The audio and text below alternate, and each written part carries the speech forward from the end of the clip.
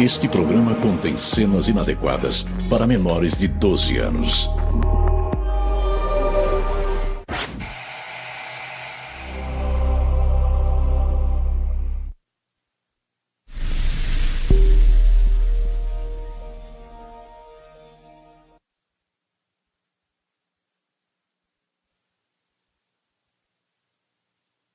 No, you can't shoot this one. Yes, it's Krampus. This is private. This is not part of the show. Okay. Out of the way. Here we go. Good morning, world. Good morning, Evan. Mikey. I shot a Mike. Good morning, Mike. Good morning, Dee. Good morning. Good morning, Michael. Where do you want me to stand for the shot? Where do you want me to stand? Right here? A little back. Take another step back? Yeah. Big step back. Oh, no! Oh, I'm so mad now. Oh. We'll see you later.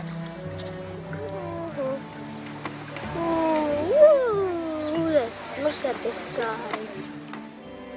Okay, I'll interview Okay. you, Mom. Hi. How do you like the trip? I love this trip, but I don't love it more than you. Are you sure? Yeah.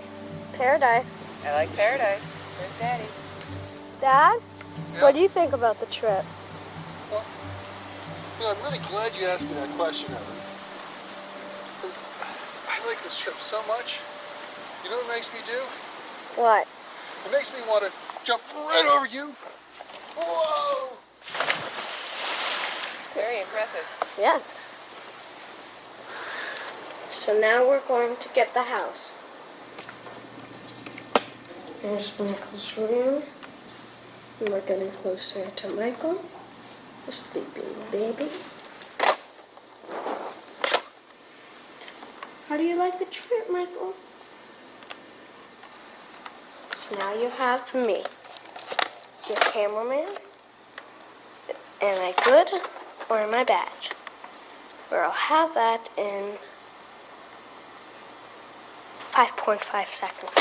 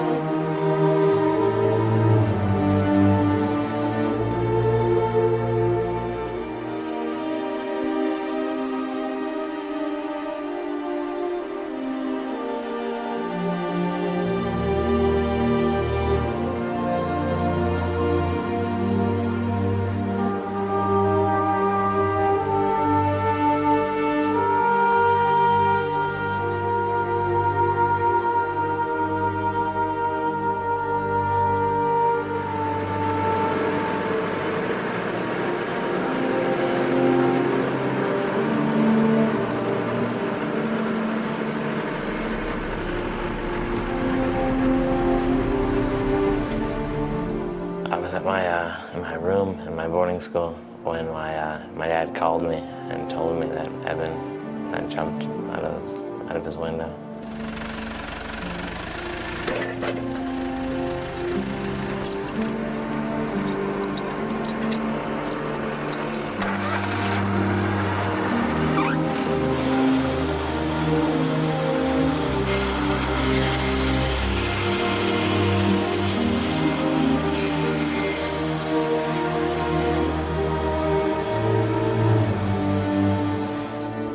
It was sort of the third week of school, I think, that he chose to take his life.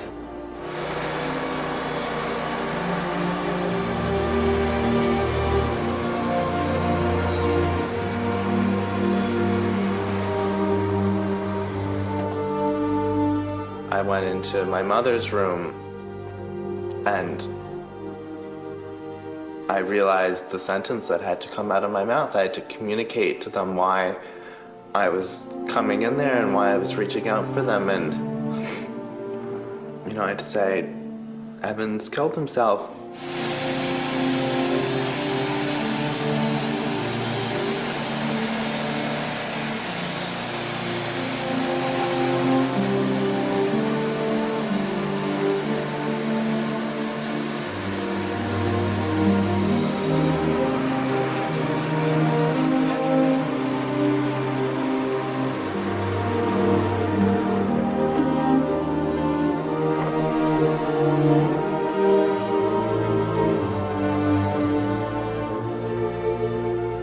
One of the things that you do, I think, or at least that I do unconsciously, to avoid things that are really too painful to confront, is just block them out. How can you understand doing that? It doesn't seem possible. What on earth has happened to make your son so miserable that he doesn't want to be there anymore?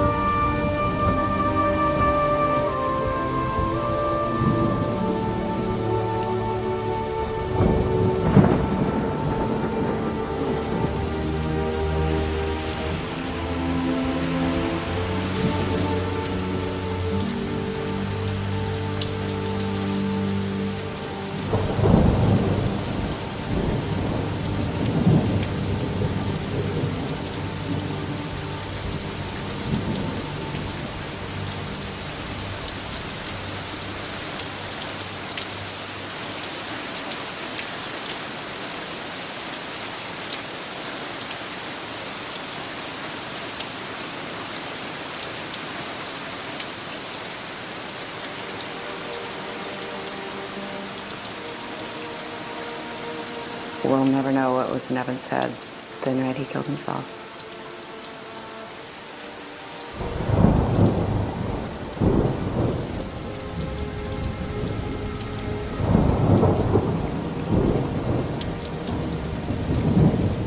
The mystery will always be what his thought was when he was on the ledge. You know, as he put one foot over the window and made that decision. Maybe he started to realize that his mental illness was so powerful and that he couldn't win. He that raised up Jesus from the dead will also give life to our mortal bodies.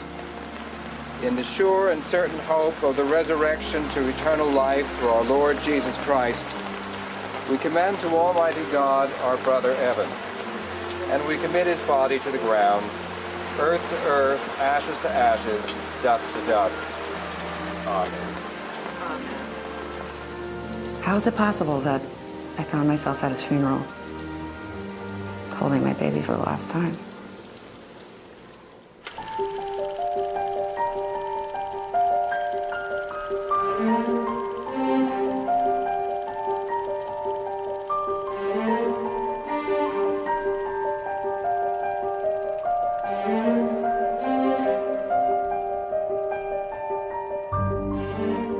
The day Evan was born was the happiest day of my life.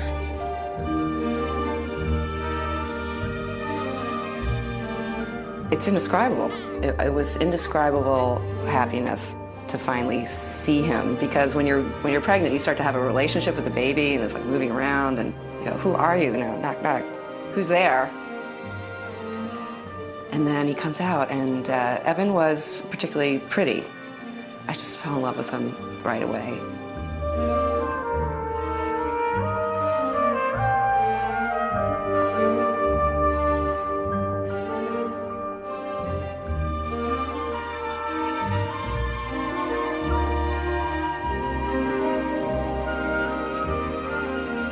Well, I actually filmed Evan getting born, and I was very excited. As I recall, I gave the camera to the doctor, and then he did a shot also.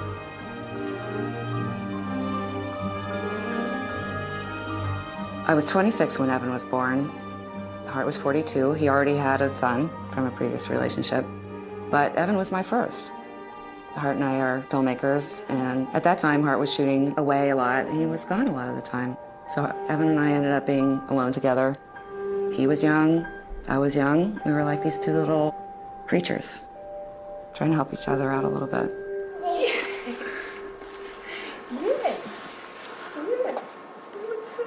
Okay, we want to have an interview with the mom.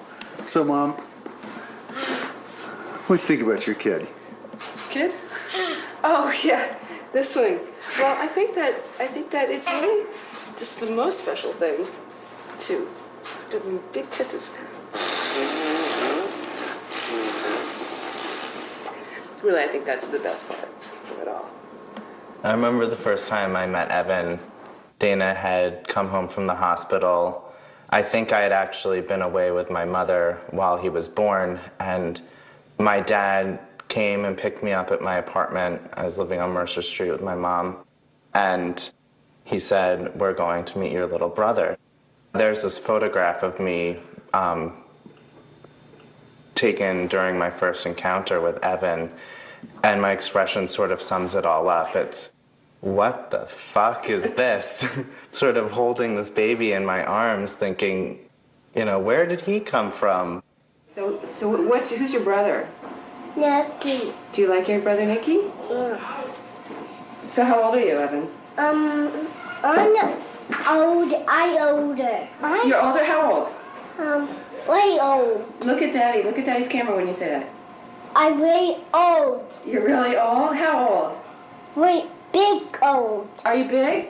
Yeah. How big are you? Real big?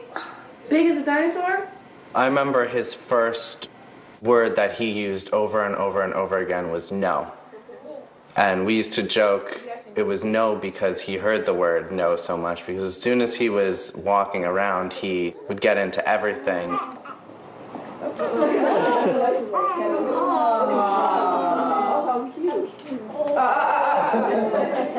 Evan. No. I'm gentle. Oh, come on, please let me punch him in the nose. I think I understood from an early time that he was a challenging kid. Russell. Getting dressed in the morning I knew was a challenge. If he didn't have the right outfit, you know, you weren't going to be leaving the house for a very long time. One summer we were in Nantucket and we were trying to leave the beach at the end of the day, and I think it took us 45 minutes to get the towels in the baskets and start walking home from the beach because Evan wanted the towels to be folded a certain way and put in the basket a certain way, and if they weren't, he would dump them out in the sand and he'd say, start over. That was his big phrase. He was a perfectionist, and this persisted throughout his whole life. If he wasn't absolutely the best at something, then he would get frustrated. And discipline was pretty much impossible. I mean, the way we used to handle it is we would say, okay, so you have time out. We put him in his room. Well, you put him in his room for time out. It's like, you know, Keith Moon in a hotel room. You know, the TV sets out the window, bookshelves are, you know, crashing over. And you come in and it's like totally destroyed. And do you think he's at all, you know, feels bad about it? No, it's like, okay, so put me in prison. I want to go to prison. There's no doubt in my mind that he had psychological issues. I guess the best way I can describe it is he lacked emotional shock absorbers. And because of that would react to situations that you and I would see as insignificant in a really, really big way. Well, really, it was almost like there were two Evans. He would be, on the one hand, tantruming and being completely impossible to reach. On the other hand, being this wonderful, vibrant, vivacious kid.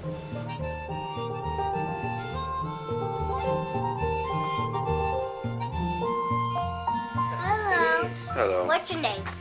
My name is RoboCop. What's yours? Nobody. Well, I'm pulling you over, nobody, because you're speeding. ease up on the throttle. Okay, good night. Have sweet dreams. Goodbye. I mean, he was so much fun to be around. And when Michael was born, Evan was thrilled. He finally had a playmate. They were roommates, and he adored Michael. Hi, it's me, Evan. That's my little brother, and that's my mom.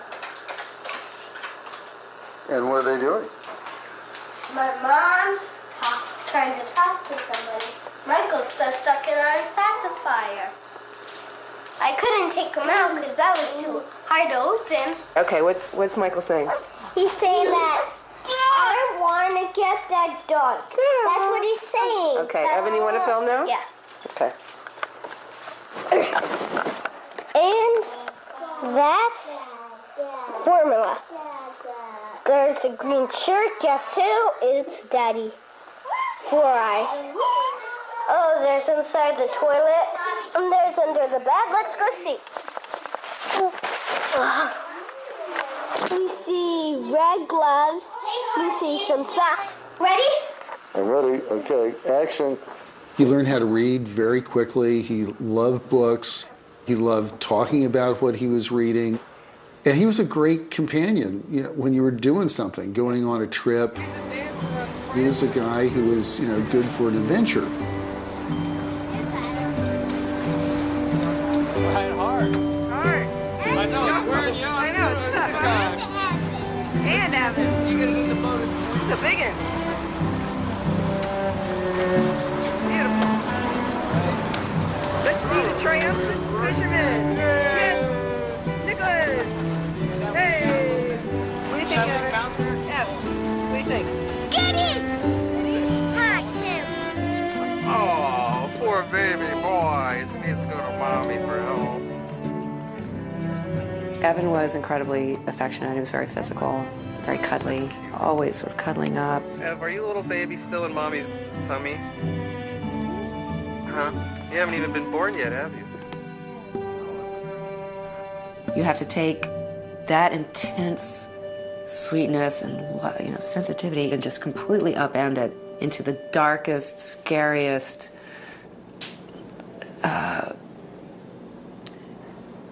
scary, that's all I can say. Scary person, scary soul, the darkest of souls. When Evan was in kindergarten, I got a call from the after-school teacher. She was really concerned about him talking about suicide. I met Evan when he was 5, and he came to our program, Performing Arts School, and he was probably the cutest kid I've ever seen. You try not to have favorites, but sometimes it just happens, and he happened to be all the teachers' favorite. He was just one of the most loving, creative kids I've ever met. Very righteous, and everything had to be fair. And if someone was giving anyone a hard time, he would be the first one to break it up and say, do you think that was fair? It wasn't fair. But when he was 5 and he was in the younger group, he was obsessed with dying. Jumping out the window and saying, I'll kill myself. And he said a relative had done that. Every day in group, he would bring that up. And he would say, I want to jump out the window. Would say, I don't care if I die. I don't care. And I said, well, what about me? And he said, well, I'd feel bad for you and my parents, but I wouldn't mind because I won't feel anything. And he would sit on my lap and have his arm, around me, and he would talk about it. He said, no, I would jump out, without being upset, without, just being loving and affectionate. And I said, Evan, that's just weird talk, all right? Come on, it's just weird. I've seen depressed kids, and I've seen, hyper kids, but not kids who talk about, dying. He was just curious about death and even obsessed with it. The thing about Evan's obsession with death was that it was so matter of fact. A lot of times it was just casual. We're in Hawaii. We were just snorkeling. We saw an eel, and now we're gonna go look at some whales. see Moby Dick, son? Like I remember one time in Hawaii, we're just there snorkeling or something, and he says something like, "By the way, I've got a rifle." Don't say this at home, kids. So, what? I got a rifle. You got a rifle? Yeah, What do you need a rifle for? to shoot you. And you just go, "What? Like, what do you mean to shoot?" I mean, that's not really funny. It's not really expressed in a way that seems attention-getting. It seems like, yeah, this is what I think about. 1997, Evan Perry. Perfectionistic, obsessive, doesn't like to have things. I stopped writing there. Good athlete, popular. When he was 5, we did start seeing a psychiatrist. Doing well in school. Last year, fighting, etc. And very early on, he diagnosed depression in Evan and put him on Prozac. We talked about Prozac, September 25th, 97. That was the heyday of where people were just really discovering depression in children. You know, before, I don't know when I started out training, people didn't really think children had depression. It was just thought children don't get depressed, period. Well, I think I remember when you prescribed Prozac, I was pretty surprised. That was, I'd never heard of that. That was like a really big thing. Positive, strong family history of depression on both sides. Should I say this part? Or skip this? Parental uncle committed suicide, age 21. Your brother, yeah. Talks about death and murder. He was just scary. I don't know what to say. He had already made a suicide attempt. Which one? Ran to window and threatened to jump in front of parents, I wrote. Defiant, rebellious, banged head, threatened to kill parents and brother. I want cancer. Well, he was such a baby, you know, in the beginning. He had such a baby face, and he was such a kind of pink kind of baby kid. And then it was that kind of visual contrast between the, you know, the demons inside him and that kind of sweet look. At one point, I'd say Evan was about maybe 7 or 8. He and I were home, and once again, he started to talk about wanting to kill himself. There were a lot of times where he would tell me specifically what he was going to do. He was going to jump out the window, he was going to jump off a building, he was going to cut himself, or in this particular occasion, he was going to hang himself.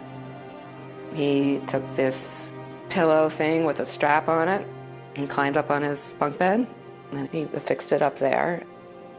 And then he put it around his neck, and he showed me how he was going to jump off the bunk bed. He's going to show Mom how he's going to hang himself right in front of her. And I didn't let him. But I'm tired of trying to explain to people what I'm hearing at home, and I'm just going to record this. I always felt so guilty about taking those pictures. But I was so tired of explaining to people my son wants to kill himself. I just needed some kind of proof that this is really happening. Because it was so impossible to believe.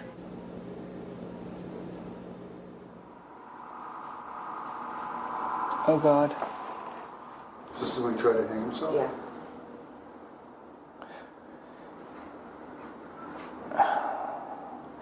You know, there was a idea that children could not be suicidal because they didn't understand that death was irreversible. I never really felt like I knew Evan very well. He was the scariest kid I ever saw in my life. I'd never seen a kid who had was this intent on death. It felt to me always like there was a mask or something there. And I remember that look going over him, that unreachable look. When Evan went through a mood swing, his whole body changed. His face changed, his physical attitude changed, his ability to communicate changed. And you literally saw it in his face. He became unreachable. Hart and I started to call it the fugue state. He sort of got like this. The physical change would be like a slackening of his face. It just wasn't engaged. Something receded, and what you had was this kind of thing, this facade.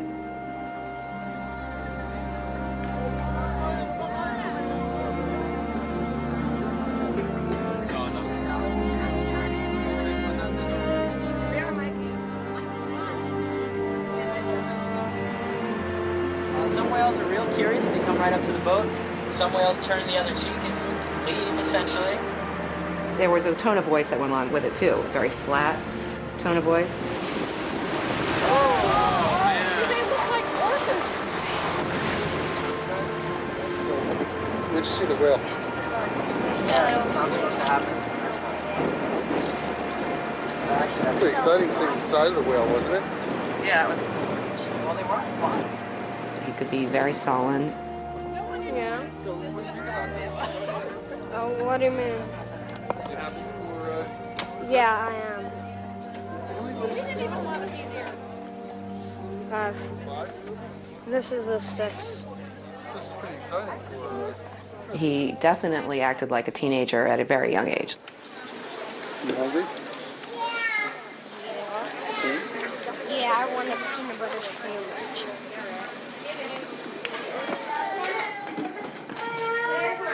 God's in control. What did you say? God. No, that's not nice.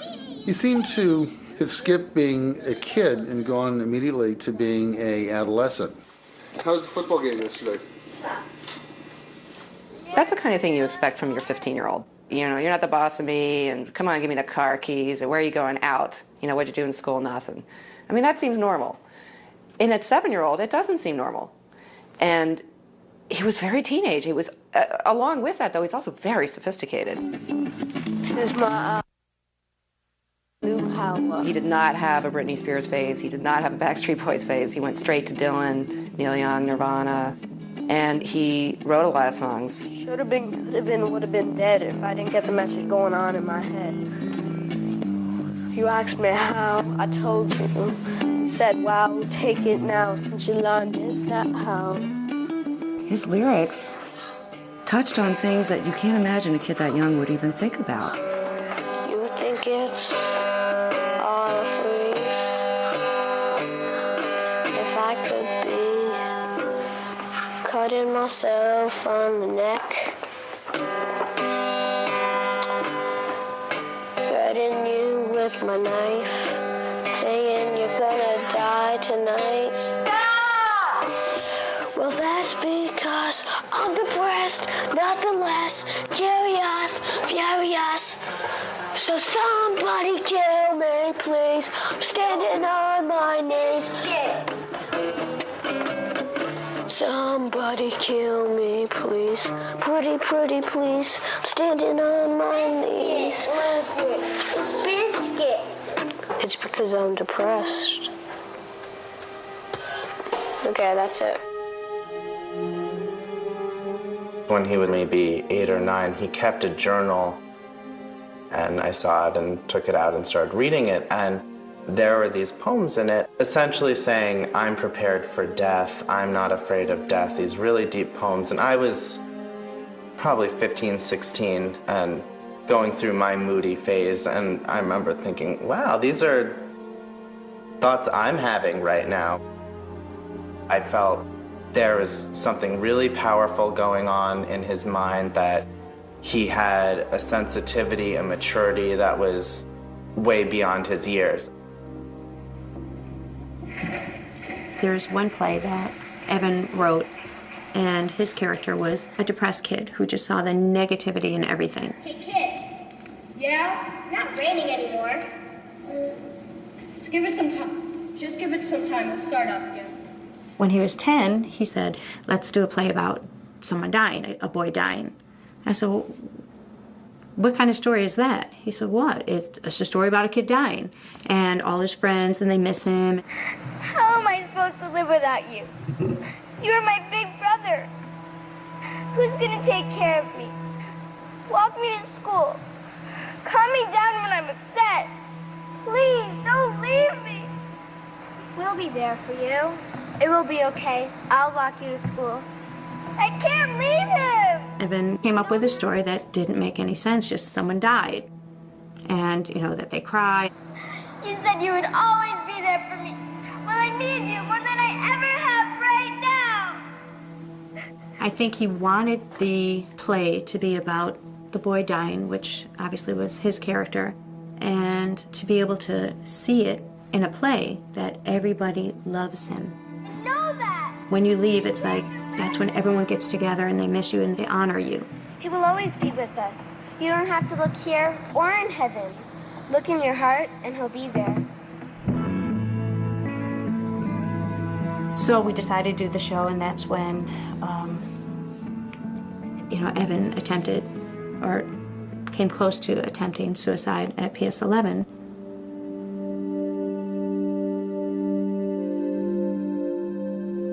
The fall semester of 2000, when Evan was in 5th grade, he communicated to the principal of his school that he felt suicidal. We get a letter, and of course, you know, I suggest a psychological evaluation. Well, I'm already in therapy. I'm already seeing a psychiatrist who's already on meds. I don't know, you know, I don't know what to do. I don't know what to do. And 3 weeks later, he made an attempt at school. I got a call at my office. This is Mr. Delmonico from PS 11. This is about Evan. He said, it's very serious. You need to get here. And I'm like, you have to tell me what's going on. He said, he's up on the roof of his school, PS 11. It's probably 6 stories. And he took a chunk of pavement about the size of a hamburger and threw it down onto the playground where the other kids were. One of the teachers went out on the roof, and there was Evan, perched on a ledge, and Evan told him that he wanted to kill himself, that he was going to jump. The teacher told him that life was worth living and what was good about Evan and that he was loved, and eventually Evan came down on his own. By the time I got there, he had been brought down into the principal's office, and we were there in the principal's office, and we decided to go straight from there to an emergency room. One of the residents asked him, do you know what it's like to be dead? He says, yeah, everybody gathers around and talks about how great you are. And for me, it was like, this is my worst fear. He is like my brother.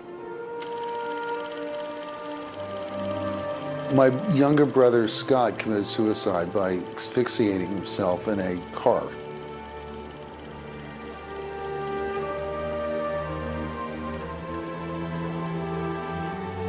Because of my experience with my brother, I wasn't going to fool around. We had Evan involuntarily committed to a mental institution because we were very, very concerned about his suicide attempt. We took it very seriously. The place he went was called Four Winds. It's outside of New York, and it's a lock-up psychiatric facility. Evan was brought in by ambulance after having an incident at school. He was brought to the Deerfield unit, which is the unit I was working on at the time, which is for kids 8 to 12, and immediately assessed and evaluated. We were able to establish a pattern and saw that he definitely met the criteria for bipolar disorder. You know, known historically as manic depression.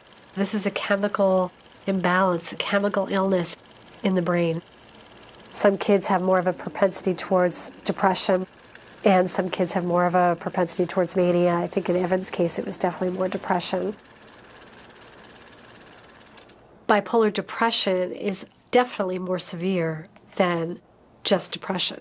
And that's why suicide attempts are more common in kids with bipolar depression. And that's why it's scarier. Because you don't know how far he'll take it. You know, you don't know if he actually would have jumped off that ledge at school. You know, he had a tendency to blame other people or other situations instead of being able to say, okay, yeah, I get it. I did something I probably shouldn't have done. It scared a lot of people, and that's why I'm here. He just sort of said all I wanted was someone to listen. And he just couldn't understand that his behaviors and the measures that he took were scary to people. He didn't think that if he went and stood on the roof of school that anything would happen. So when he ended up in a hospital where it's locked down and they watch you every second and you're not allowed to do anything unless it's part of the schedule, and that these other damaged kids and your parents can only visit once in a while, he just broke down. I mean, he just fell apart. He fell apart. He was destroying property on the unit. He was very, very angry. At one point, I remember he drew all over his walls in his room, and we had to have him clean his walls. He also was tantruming a lot. He was angry a lot. He was banging his head and his arms up against a wall. When he was in the throes of a manic episode or a depressive episode, you know, you couldn't reason. And you can't reason with a kid who's bipolar. Visiting Evan at Four Winds was agonizing. Here was a kid who was in a lock-up psychiatric facility for seriously mentally ill kids, and coming to terms with your kid who seemed to have behavioral issues, but he could have just, you know, be like an adolescent, that this is something you go through because he had so many really, you know, charming, bright qualities. Four Winds was a real body punch. Evan was given a variety of medications. Depakote was one of them. He seemed really doped up. And then they suggested that he try lithium. Lithium is a mood stabilizer, and it is used to level off the serotonin in the brain, as opposed to having the highs and lows to kind of even off the chemistry.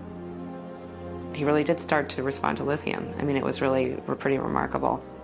But he was still, you know, profoundly ill. So then the question became like, well, what do we do after this? PS11 would not take him back, and there was no place for him to go, except for this very expensive alternative, which turned out to, I think, have saved his life for a number of years. Suzanne Hanna, who was his therapist, recommended this place called Wellspring, which was what they call milieu therapy. Everything's an opportunity to learn how to live in the group, from doing the dishes and making the meals to taking care of animals to taking care of younger children to chores and things like that. Evan came to us from Four Winds Hospital, and they were pretty adamant that the bipolar disorder was managed medication-wise and that he was on the proper dosages, and that seemed to be the case on some level we saw. And then right away, within a few days, Evan decided to venture off campus, and obvious question at that point was it really controlled? 3 days in, he decided that he wasn't going to have it, you know, that this whole thing about the adults being in charge really wasn't for him. He made it a little bit more complicated than he had to, like built in a little dramatic effect. He went out a window. He could have went out the door. Doors aren't locked. Oh, I see. So he went out the window and then went on the roof and then jumped down. So this was like, that involved some doing. Dana gets a phone call from Evan that he's climbed out a window and escaped from Wellspring and is in some guy's house.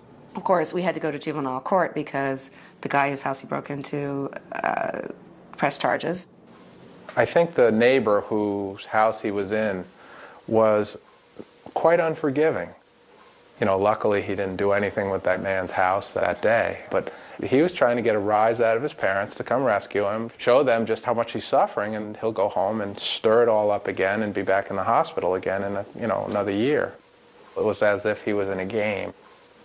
It was an important event, and it really kind of marked that need for a switch, that Evan really needed to be held accountable for the relational damage he was doing. So that event was a microcosm of what had happened in his life. He wasn't being held accountable on some level for the damage he did to you all. That was the first night we were here. We sat right here, right? Yep. As I recall, you had us in first and kind of gave us a little heads up, and then Evan came in and had us, I think, sit in our laps. Right. And you told me to talk to him really honestly. Right. And I did, and it was It was like this incredible relief because I had permission to say what I was feeling without being afraid of breaking him. You know? I remember. And you were like, really? Yeah, I was like, really? Well, if I tell him that I'm afraid I'm going to find him dead, he'll explode. Right. And the world will end, and, you know, all of this stuff will come rushing out, and it will be poisonous, we won't be able to survive it. And I think to all of our amazement, we not only survived, but started building, you know, on that. Finally, he started to work with the therapy at Wellspring. And slowly, bit by bit, he started to come around to their philosophy. We came frequently for, sessions where we learned how to communicate as a family with Evan, with his unique needs. It was like learning a new language. They basically say that children are responsible for their actions. Let's put it really simply. If you make a mess, you clean it up. Whether it's a physical mess, like you've spilled something, you need to clean it up, or an emotional mess. I remember coming here and seeing Evan working on that stone wall over there. For a child to think they cleaned up their mess and they made something a little better, rather than feeling like you were punished or you had consequences or whatever. But in this case, you get to feel like you really repaired something, and maybe it's even better than it was before. I think what happened at Wellspring is that they encouraged Evan to be a boy. I think a lot of their philosophy is to let children be children. When he came, he was kind of running the show. You know, he was in adult conversations, and he would much prefer being with the staff than he would with the other kids. He really needed to be a kid again and just have fun and relax and forget about all those bigger issues. Especially for Evan, who was really acting like such a teenager at such a young age. It was a miracle to see him get past that facade of I'm too cool and to just be pure boy. And I remember a time seeing him at Wellspring playing in the yard with pure boyness, that boy essence, which is what you need at that age. It's a beautiful day, you're throwing a ball with your friends. Early on, I'd say in the first 4 weeks or so, he began to earn weekend passes. So the weekend of Michael's birthday, he finally got released, and he was at the birthday party, and I remember looking at him and thinking, oh, he looks like a boy.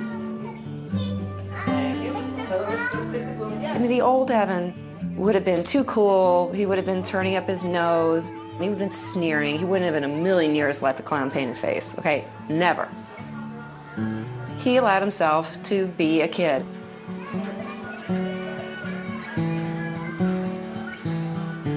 I saw the sort of layers peel away.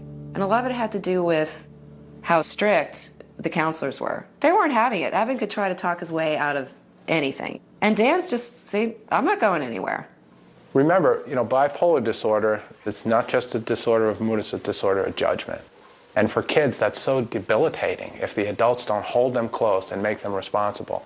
What he needed to know is that you guys were in charge, and then he could build from your judgment.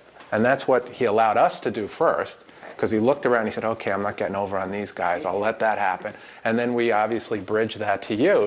It was one of the shortest stays we've really ever had of a boy with so much going on in his life. 3 months is really an unusual time to get all that done. By the time Evan finished at Wellspring, the lithium had definitely kicked in. Along with the therapy, it was working, and you couldn't have one without the other. He seemed well enough to rejoin our family. The whole family went to Wellspring, and we all learned. And when it was over, here we had this kid again, and what do we do with him? So we decided to see whether we could get him into a mainstream school, which was sensitive to kids who had issues. So we got him into a school called York Prep, and suddenly everything was different. We would get a report card, and he was like one of the best students in the class. The teachers were saying, I wish all my students were like Evan. He got the prize in the science project. So what's this? My science fair. It's about how to make a hologram. Guys got the ribbon? There's a ribbon. It was so hard. They move so fast, and we did like 40 pictures with digital camera, and none of them work. It's like natural geometry. One of the great things about Evan going to York is he found such a great group of friends. It took a while for him to like kind of gain your trust and stuff like that. And after a while, he was just one of those people I could talk to about anything and come to him with any problem. Once we started hanging out, I started like, you know, figuring out his interest in toys. And I really liked toys. Like, toys was my thing. And toys was his thing. And cartoons were his thing. And cartoons were my thing. Well, he was definitely different from all the other kids we hung out with. Nobody seemed to have strong opinions like him. He was really set in his ways, and once he had an idea, he wasn't going to let it go. A lot of stuff people say in high school, they don't really mean, or they're just trying to be popular. But, like, you know, Evan, he would just go right into it. He wouldn't hold back. What I liked about Evan was that he was really creative and like was interested in a lot of things that not just TV. Like a lot of kids were just watching TV, and he was making TV. Evan had various, movie ideas. When he was younger, he wrote me into shooting them. Punch once. Guys, shut up! Okay, ready? 3, 2, 1, action. Hi, I'm Adam Luke, and I'm here to host a new reality TV show titled What It Takes to Be an Astronaut. There's a certain amount of chaos that was involved in the creation of them. All right, Redneck, and then Gabe, you have to say something. You're the Chinese ADD, don't forget. I go to space all the time. Space is no gravity. No, okay, I'm not Chinese, because it's too hard to be Chinese. And You have ADD. Where's the ADD? ADD, no Chinese. Do you know how long it took us just to get through these 3 lines? That's all you did? I'm just trying to play a little more serious, okay? You. Who are you supposed to be? It doesn't really, at this point, it doesn't matter. I want to do the whole thing over again. What do you mean the whole thing? Because I was... We're talking about ass! I say, yo, man, you want to back in space? All the films we were making were all disasters. We always got too excited about them because like we'd have microphones, we'd have a nice camera, and we'd like talk about it and talk about it and talk about it, and then we just wouldn't finish it. There was a summer Evan went to the New York Film Academy and asked me to be in one of his movies. The assignment was to shoot in black and white, no sound. He made a movie about me waking up in a world with no sound and no color.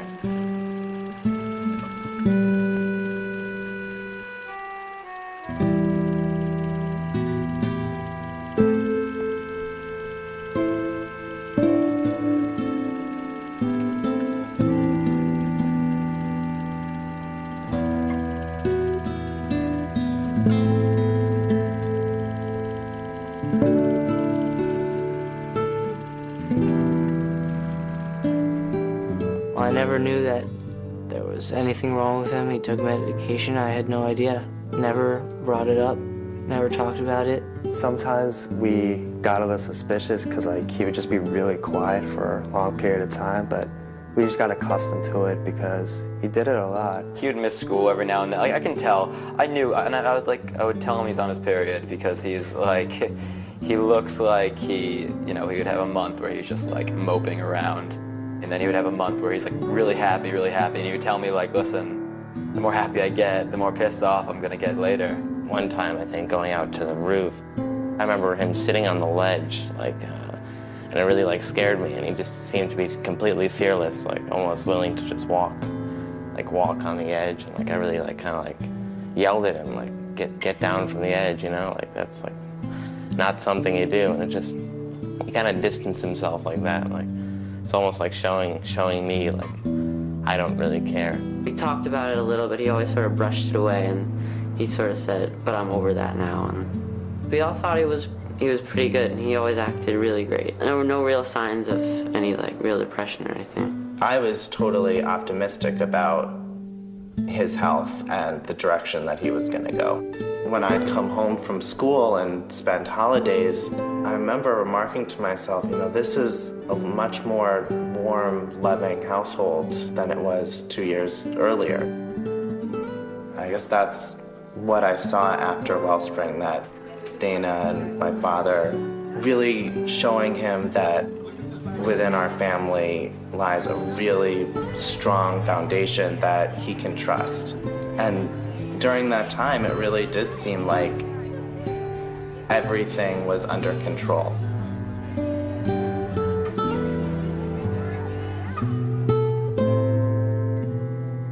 As the years went by after Wellspring, and he continued to be the top student in his class, he continued to have good friends, that there weren't any big issues, I thought that maybe he was cured.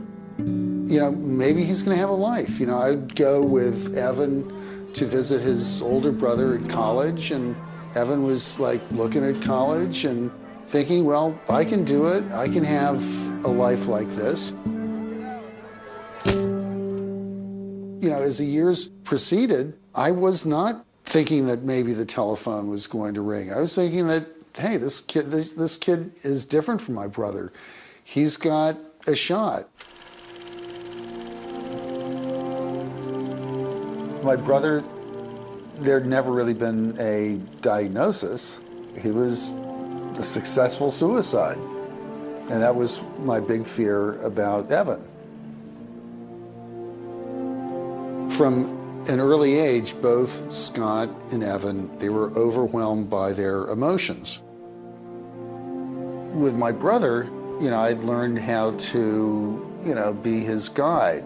You know, we went to the same school, we went to the same college, we were very close. And I've been my brother's keeper up until the point really where he started living with Martine, his girlfriend.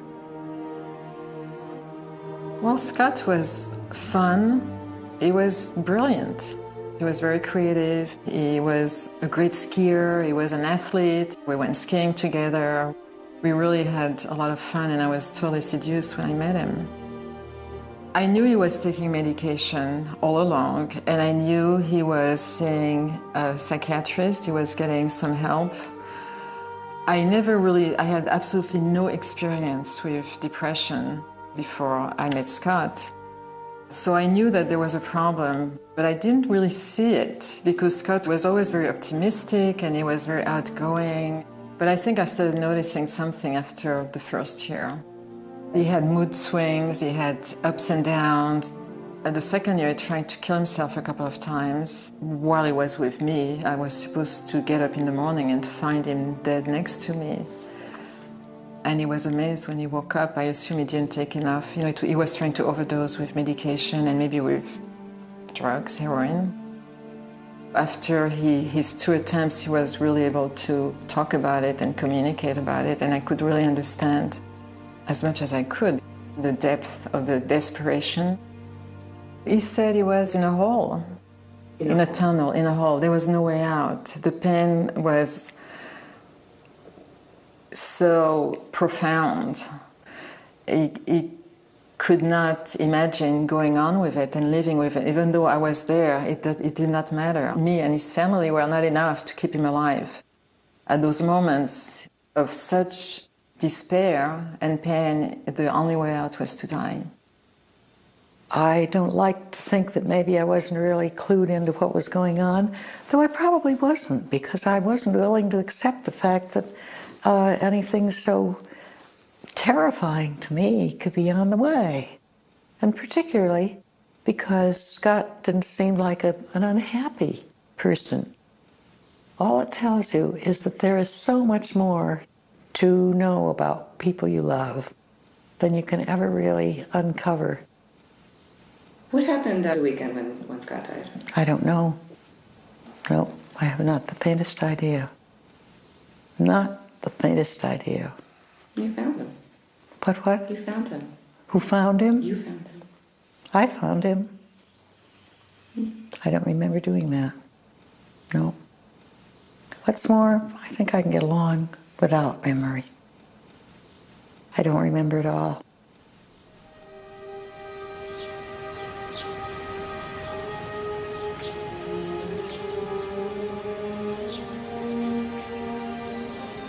I think it was a Saturday. We came for the weekend up here, 4th of July weekend. Scott was totally normal, fun, nice. Suddenly, it was a beautiful afternoon, and we said, "Where is Scott?" Scott was not around. I knew something was wrong. So I said to Billy, "Well, I'm going to go to the caretaker's house and see if the gun is still there." Because I knew that the caretaker had guns, and Scott knew that he had guns. So I went there, and Billy went in another direction. I couldn't get inside the house because it was locked. I don't exactly remember, but I knew he didn't have the guns. When I came back, I saw Billy came back, and her lipsticks were smeared around her mouth, and she said, "I just found Scott." And she found him in the Jeep, in the car, near the carriage house. And what he had done was take the hose from the vacuum cleaner and put the hose from the exhaust pipe inside the car.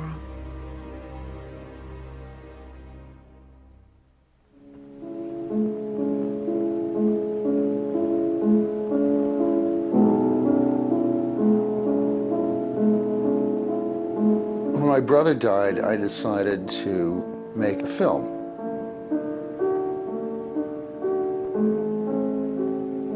It was too painful for me to really deal with his suicide. So I made the film about a sculptor friend of my mother's who came from Spain to make a sculpture for the grave. I documented the process of making the sculpture and the installation.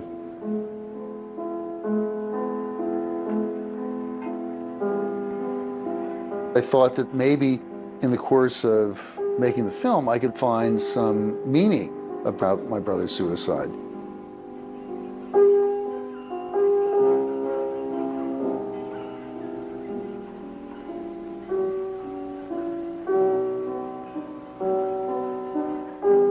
It took me about 7 or 8 years to come back to normal. I was mutilated when he died. I was mutilated. Half of me was dead. Completely dead.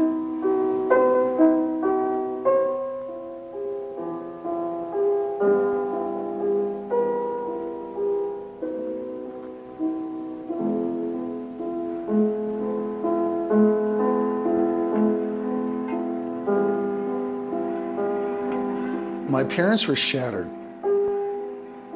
It was like broken glass, shattered.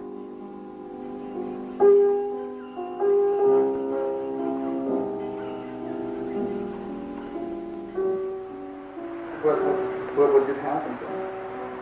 Well, he obviously committed suicide. Why did he do it? Why did he do it? Well, he was in a terrible state of depression. What brought on the depression, I don't know.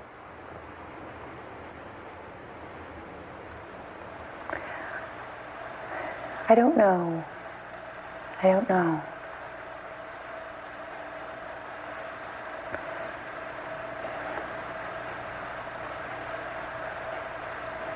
I can't tell you.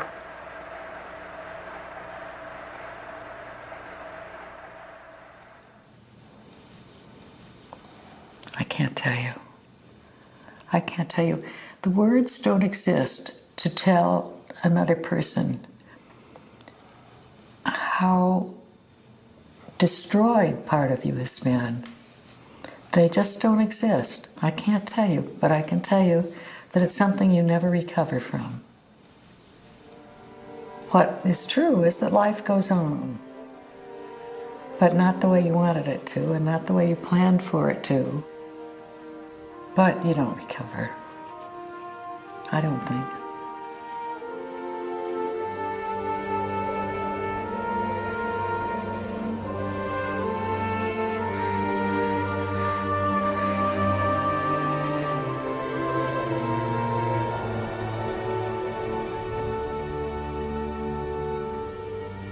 I thought if Evan was going to kill himself, it'd be similar to my experience with my brother. It was like a slow decline. But Evan seemed to be actually doing pretty well. Hey, well, dear me. Light, Yeah.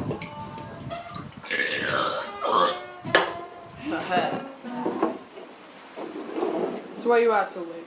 Well, have you seen a Kiss concert, man? Kiss rules! Kiss rocks! Rocks! Just didn't have watch him leave. Hey! You didn't pay. Yeah. I just went like, hey. Run, Mike. Run, Evan. You know, I mean, Evan was never, you know, like an over-the-top, you know, effervescent, happy kid. But from all the markers, is he getting into trouble? No, not at all. Can you do the fish? Fish! Like this? I'm gonna do the snake! I can do the seizure. Have we seen the police? And we certainly did see the police for a number of occasions before Wellspring. No police. I'm the douche! Take it with me! Evan was doing so well. It was like a miracle. You couldn't believe it. You just couldn't believe it. Is this the same kid? I mean, here he is, and he's growing, and he's popular, and he has these lovely friends, and they have a wonderful time. Suddenly there's hair there, and his jaw gets firmer, and he's taller than I am, and he's a man. He's a young man. Very handsome, very popular with the girls, but not really all that interested in them. His voice went from like this to this. Like, you're in the shot. Like,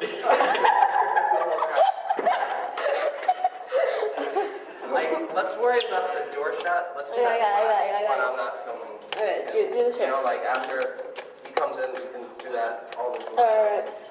He really hated being sick.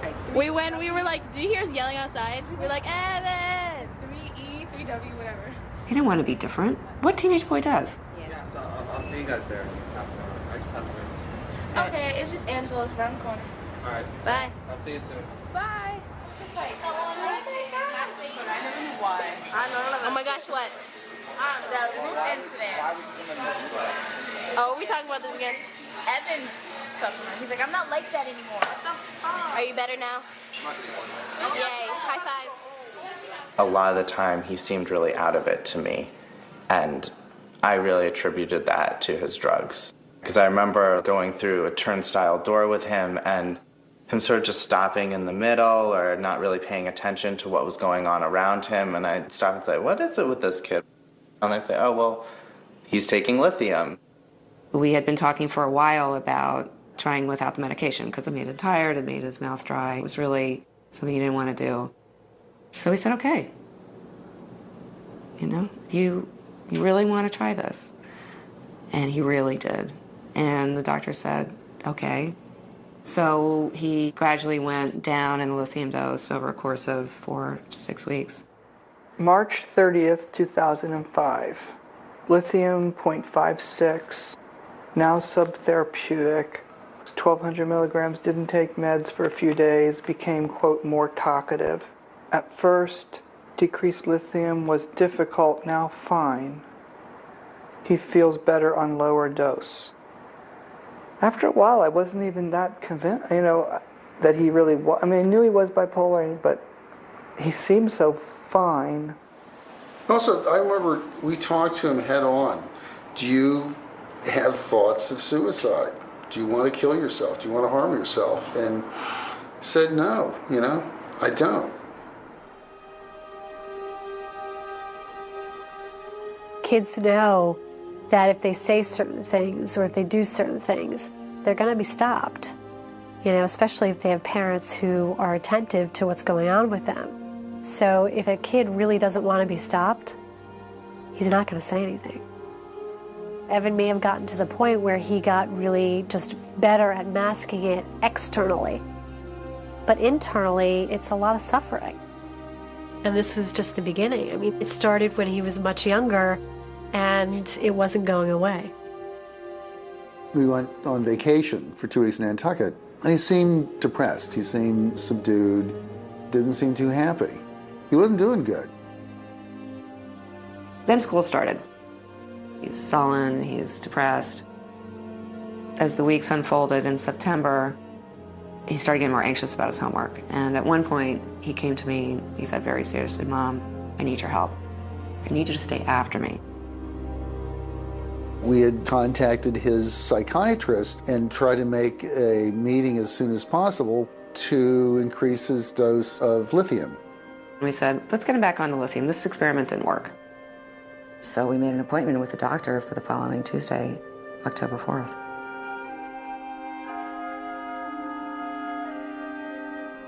We hung out with him that Friday night. We went to another teen club, me and Nick. We invited Evan to go, but he just didn't want to. I mean, it might have been his curfew or whatever. He just didn't want to go. And we didn't think it was that big of a deal. We were just like, whatever, he wants to go home and chill. So there's nothing really beforehand that we could have seen. I think if someone is that sure that they want to do that to themselves, they're going to hide it from someone, you know?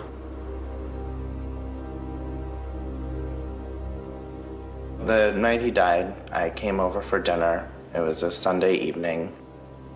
We're all eating together, and I know Evan had some homework that was unfinished, and he was being a little obnoxious about not wanting to do his homework and started putting his feet on the table, and, you know, his mom was nagging him about his homework. And they had a tiff, and he was mad.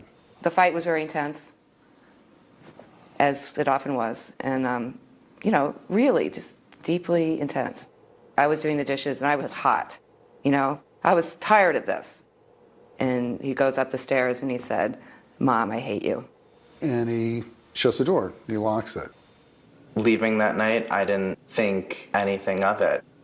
He wasn't behaving in any way that would make me think this child is going to end his life tonight. Not in a million years. I mean, on my good days, I've acted worse than him at dinner. By this time, it was around 10 o'clock, and I went into our bedroom with Mikey, and we were both reading. Just reading for a little bit, and I go to check in on Evan, and he's unlocked the door. I go in, he's sitting in his underwear on his bed with his computer. And, you know, I came over, and I said, "Well, how you doing? What's happening?" And he said, "I'm fine, Dad, I'm doing my homework." At his computer, it looked as though he was doing his homework. So I go back to read with Mikey for another 5 minutes, and, you know, it's Mikey's bedtime. So I bring Mikey into the room, and Evan's not there. I immediately thought that he had jumped out the window. But it was an air shaft, so you couldn't really see anything. Mikey shows up with this little pen light, and I shine it down the shaft, and I think I see something, but it's hard to tell. And I'm starting to, you know, feel pretty concerned at this point, and I run downstairs to find the super, who had access to the air shaft.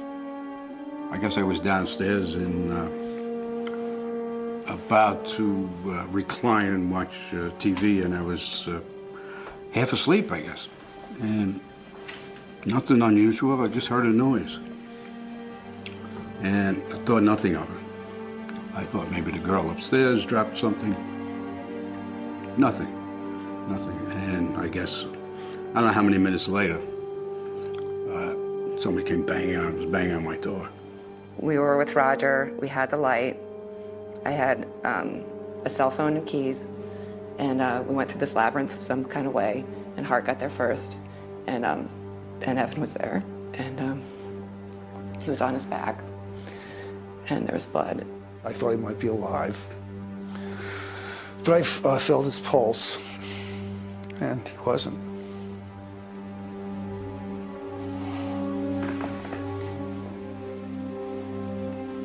So it got pretty chaotic. I was screaming, "Evan, Evan, Evan, Evan, Evan, Evan. You know, Evan, please." And I went, and Hart was in front of me, and I said, "Get out of the way. I want to give him the mouth to mouth. I want to move away." And he said, "Dave, just go the paramedics are coming, go upstairs, take care of Michael, take care of him, it's okay. And he was very calm. I called Nick to come and look after Mikey and Dana because I had to go to the hospital with Evan. I was there comforting Michael and we were praying. And I thought maybe he's still live. Maybe he's just broken some bones and maybe he'll live. And at some point, I don't know when, but Nick showed up. We pulled up in front of the house. There were police cars outside. It was like, this is fucking real. This is real. And I walked into the apartment and there were police officers downstairs. They looked at me and started approaching me to say, who are you? And I pushed them out of the way and just ran to Dana. And Michael, what's so amazing is he kept saying, Mommy's gonna be okay, Mommy's gonna be okay, Mommy's gonna be okay, Mommy's gonna be okay. And we're just holding each other, and then, and then Hart called, and I just knew immediately what happened, that he was dead. I just couldn't believe it. So then Gene drove me to the hospital, and he was at St. Vincent's where he had been before. And I was taken into the room where he was on the stretcher, and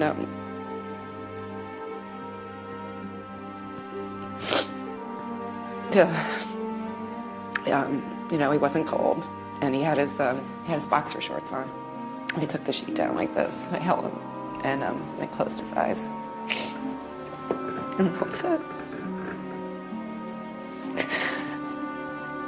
And then I got a call in the car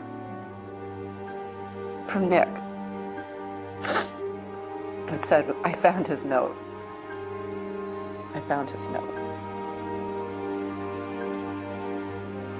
I remember the officers asking me whether there was a suicide note, and I hadn't even thought about that, and we looked around his room and there was nothing, and then he pointed to the computer and opened it, touched the screen, and sure enough, a letter came up.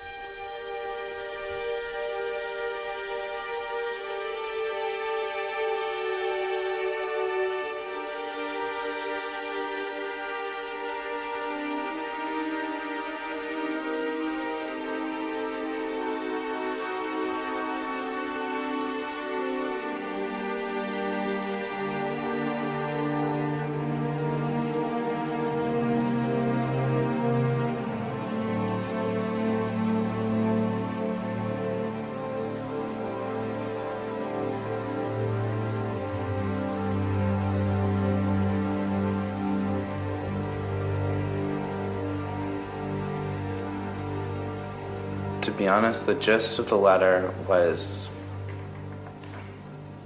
what every fucking 15-year-old thinks about themselves. That I'm not good enough, no one likes me, things won't get better.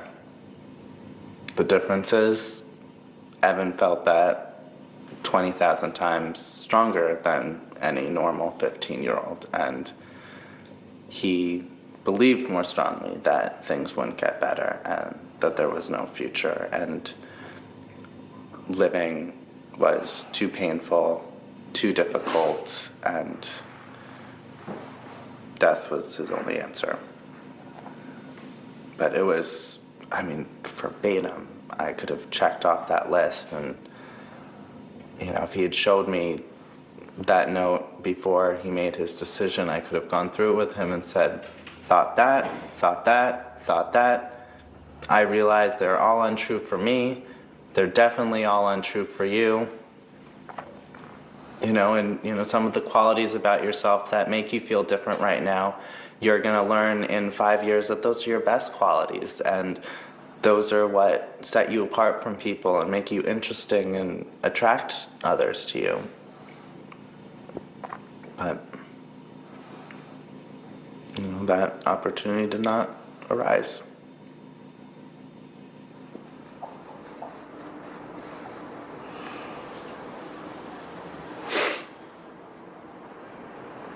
So what do you make of that?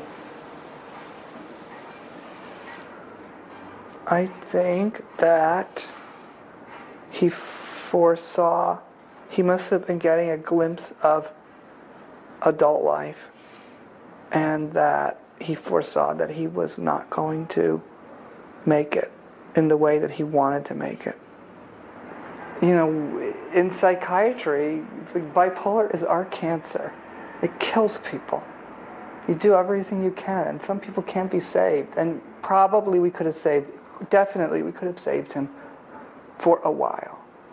But he would have gone off his medication. These kids do, they all go off them. And when he went off, he just went so fast. Maybe his illness was changing into the type where people really do get crazy. He never talked about any of this. Any of that? No. Nope, he never talked about any of this. He denied feeling it, he never talked about any of this. Never did he say anything like he didn't trust his friends. But this is crazy talk. That's crazy I mean, talk. you know. Crazy talk, but it's done so sanely, numbered, and so precise. This is what makes me so mad with all the portrayals of mental illness that you see on TV and movies. It's like raving, crazy, foaming at the mouth, not, you know, sanely sitting there, hyper sanely, typing this, you know, horrible thing out, just methodically, already knowing he was going to do it. You know, that's insanity.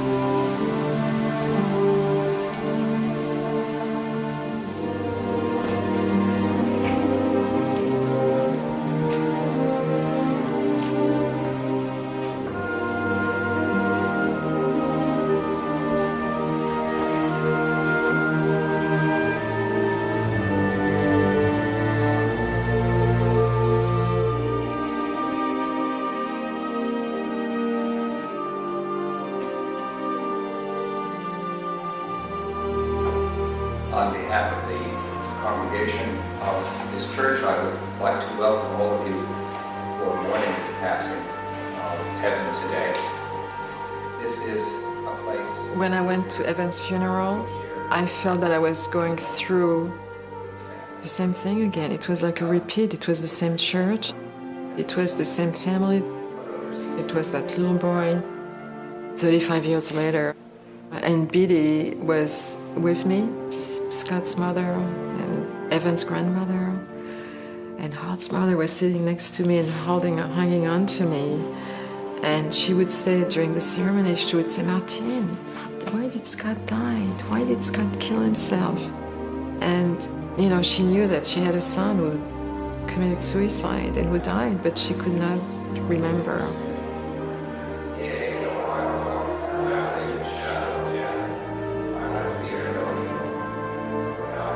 I was briefly trying to explain to her that it was the same disease, that he died for the same reasons Evan died.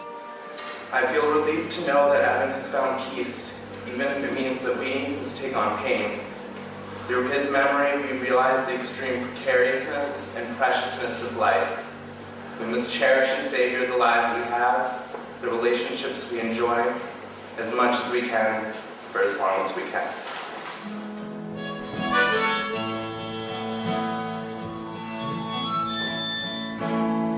May God bless and keep you always. May your wishes all come true. May you always do for others that others do for you. May you build a ladder to the stars, climb on every rung, then you stay forever young.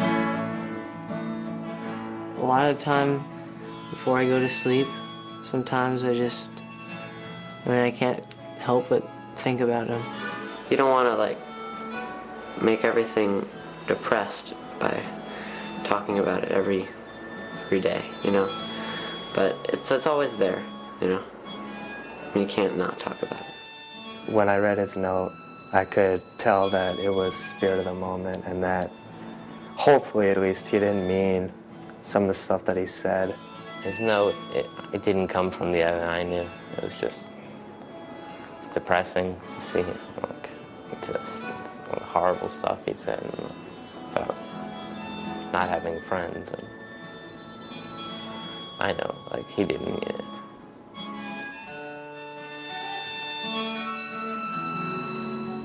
May you stay forever young. Into thy hands, O merciful Savior, we commend thy servant Evan. Receive him into the arms of thy mercy, into the blessed rest of everlasting peace, and into the glorious company of the saints in light. Amen.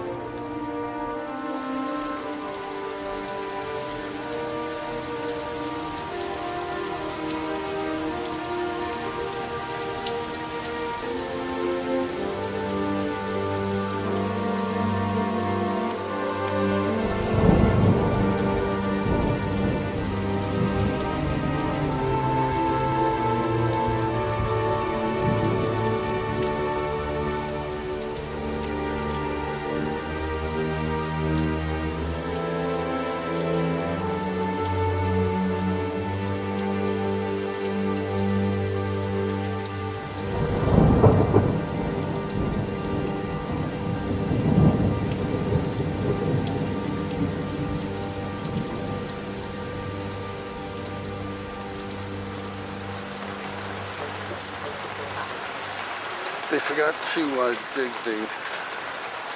They had everything but the hole. Everything but the hole. Forgot to dig the hole. Well, anyway, who would have told them where to use it? I don't know how these things work. I don't know, you know. Somebody has to mark out where to All right, we'll be. do it. We'll do it. Oh, you.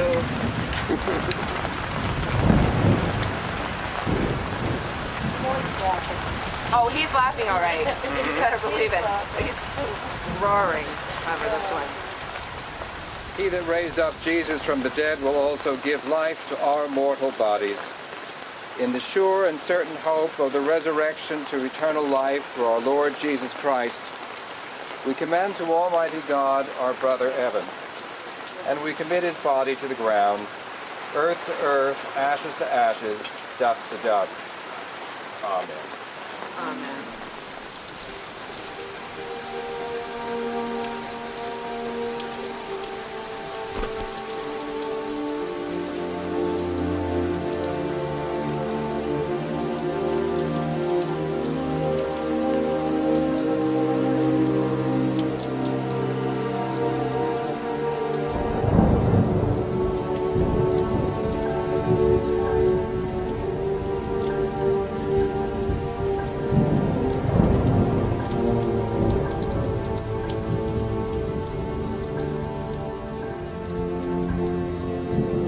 When somebody is that deep and far into depression and such incredible pain, there's nothing you can do.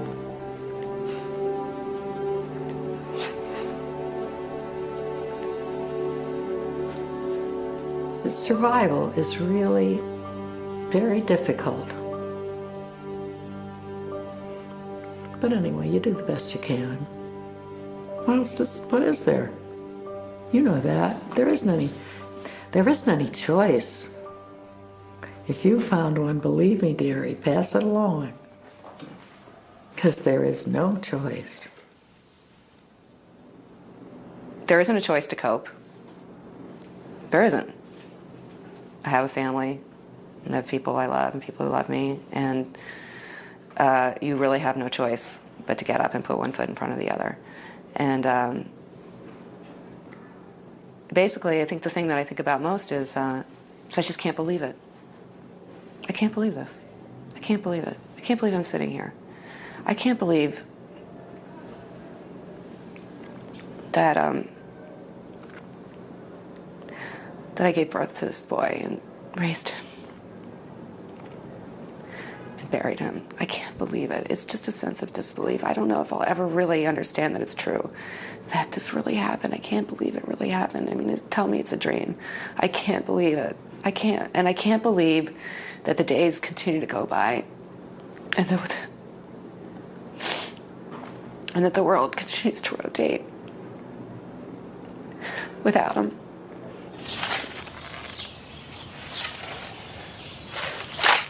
Oh, nice, dude. Look at it. It's already making pebbles around it.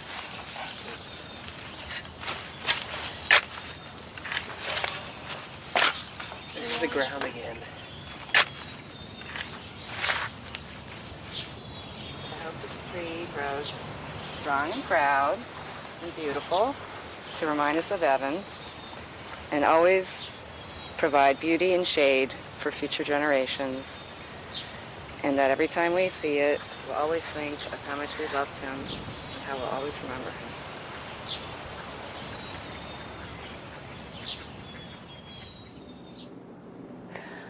That's the part that is going to, I guess, change, which is that as time passes, I'll begin to believe that it's true, and that basically what I have left of him is the 15 years that we had, and that there was beauty in that,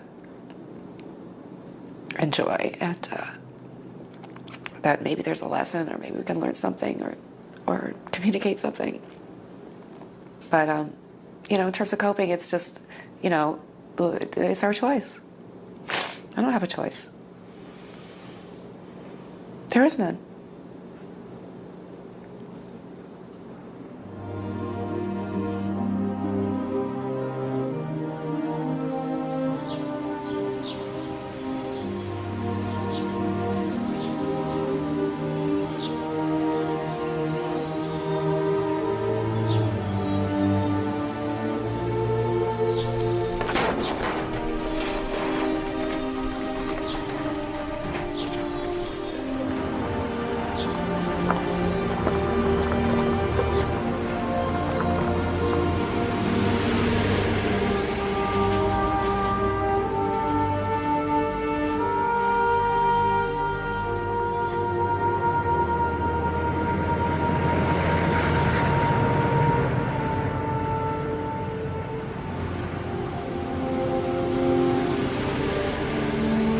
Even though we lost this battle, we'll never forget the experience we had at Wellspring.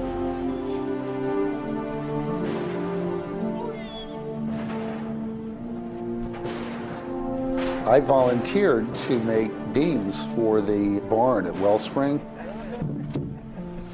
I had a farm and sawmill, and it was a way of giving something back to Wellspring that had given us so much.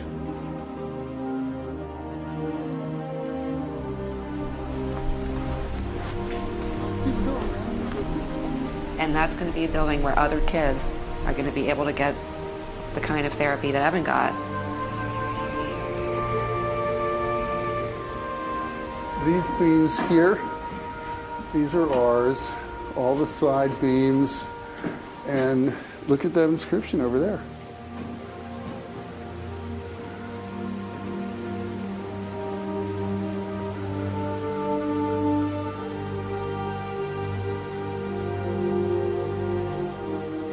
Here was an opportunity to make something physical in memory of Evan. People can say, well, who's Evan? It doesn't matter. What matters is that, you know, somebody loved Evan enough to want to remember his name.